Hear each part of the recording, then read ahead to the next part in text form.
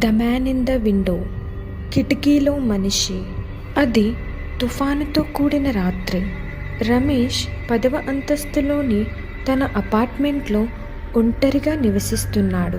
అతను లైట్లు అన్నీ ఆఫ్ చేసి కిటికీలకు వ్యతిరేకంగా కురుస్తున్న భారీ వర్షం పట్టించుకోకుండా పడుకున్నాడు.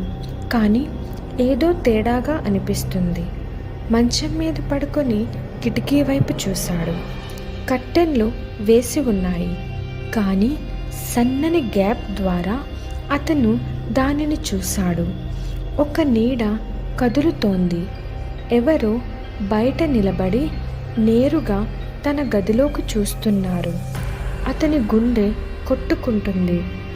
అక్కడ ఖచ్చితంగా ఎవరో ఉన్నారు అని అర్థమైంది. రమేష్ కదలలేక స్తంభించిపోయాడు. ఆ మనిషి నీడ నిశ్చలంగా నిలబడి ఉంది. దాని ముఖం నీడలో దాచబడింది. అప్పుడు అది నెమ్మదిగా తన చేతిని పైకెత్తి అతని వైపు చూపింది. భయంతో మంచం దిగిన రమేష్ ఫోన్ లాక్కొని పోలీసులకు ఫోన్ చేశాడు. అతను ఫోన్లో వ్యక్తితో మాట్లాడుతున్నప్పుడు బయట ఉన్న వ్యక్తి కదలకుండా చూస్తూనే ఉన్నాడు. పోలీసులు వచ్చినప్పుడు వారు కిటికీ వద్దకు పరిగెత్తారు. అక్కడ ఉన్న దొంగ దొరుకుతాడని ఆశించారు. కానీ బయట ఎవ్వరూ లేరు. కిటికీలు లోపల నుండి లాక్ చేయబడ్డాయి మరియు అపార్ట్మెంట్ మొత్తం సెక్యూర్గా ఉంది. అయోమయంగా మరియు అస్థిరంగా రమేష్ తన గదికి తిరిగి వెళ్ళబోతున్నాడు. పోలీస్ అధికారి కిటికీని మరోసారి చెక్ చేస్తూ, సార్, మీరు దీన్ని చూడాలి అని గుసగుసలాడాడు.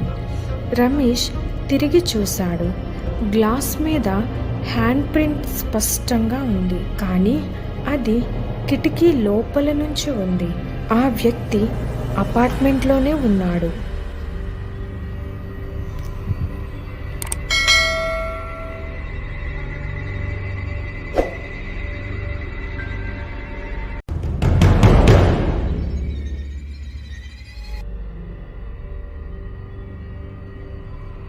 ఒక వ్యక్తి విశ్రాంతి కోసం అడవిలోని ఒక వసంతమైన చిన్న గదిలో నివసించాలనుకున్నాడు.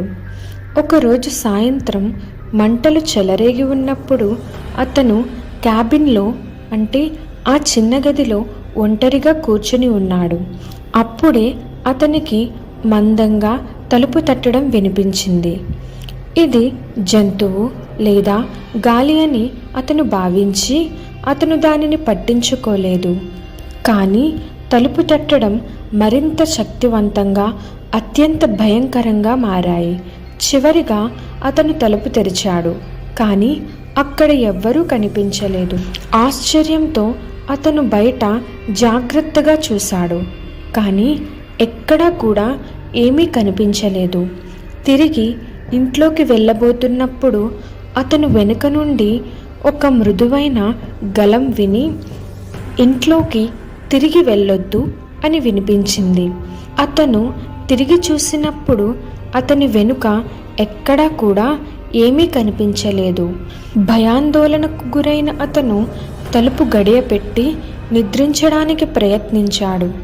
అర్ధరాత్రి గోడల నుండి గోకడం శబ్దాలు రావడంతో అతను మేల్కొన్నాడు. తరువాత ఒక స్వరం ఇప్పుడు అతని చెవిని పక్కన వినిపించింది. నేను లోపలే ఉన్నాను అనే స్వరం అతనికి వినిపించింది. భయాందోళనకు గురైన అతను పైకి లేచాడు, కానీ అతను లైట్లు ఆన్ చేసినప్పుడు అంతా నిశ్చలంగా ఉంది. తలుపు లాక్ చేయబడింది మరియు అతను ఉన్న స్థలంలో ఏమీ కనిపించలేదు. అతను తన ఫోన్ని చెక్ చేశాడు. సిగ్నల్ లేదు. మళ్ళీ బయటికి అడుగు పెట్టబోతుంటే అతని ఫోన్ మోగింది. ఒక టెక్స్ట్ మెసేజ్ కనిపించింది. మీరు తలుపు తెరవకూడదు అని ఆ మెసేజ్లో ఉంది. అతను రియాక్ట్ అయ్యేలోపు డోర్ ఒక్కసారిగా తెరుచుకుంది. అతను చివరిగా చూసింది గుమ్మం వద్ద నిలబడి ఉన్న నీడలాంటి బొమ్మ. మరుసటి రోజు పక్కనే ఉన్న ఓ పర్యాటకుడు ఆ క్యాబిన్కు అంటే ఆ చిన్న గదికి వెళ్ళాడు. ఇంట్లో ఎవ్వరూ కనిపించలేదు. అతనికి కనిపించిందల్లా ఒక ఫోను కింద పడి పగిలిపోయింది.